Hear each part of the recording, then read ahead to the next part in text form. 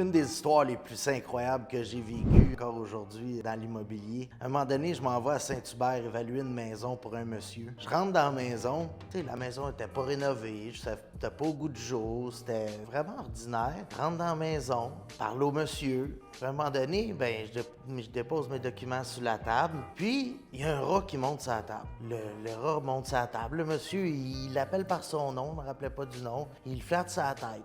Je dis, bon, monsieur, il y a un rat de compagnie, tu sais, j'avais déjà vu ça. Je le flatte moi aussi. Je me penche, je regarde en dessous de la table. Il y a deux gros rats gris qui mangent de la nourriture à chat dans une assiette. Puis là, j'en vois un autre sur le bord de la fenêtre. J'en vois un sur le comptoir de cuisine. Je me mets à en voir des escaliers dans le salon. Puis je m'aperçois que le petit bruit que j'avais dans mes oreilles depuis que j'étais rentré dans la maison, c'était pas le système de ventilation, c'était le bruit de milliers de rats qu'il y avait dans la maison.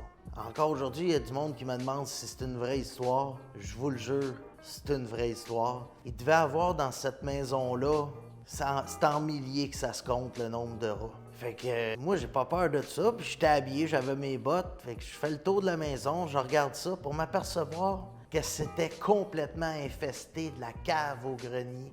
Puis à un moment donné, je suis rentré dans une pièce, puis le son est devenu tellement strident que j'ai pas osé aller dans la pièce. Puis c'était des cris de rats. Il y en avait des milliers. Vous allez me dire, qu'est-ce qu'on fait avec une propriété comme ça? Je pense que c'était plus un terrain que je m'en allais évaluer qu'une maison. Mais oui, ça m'est arrivé.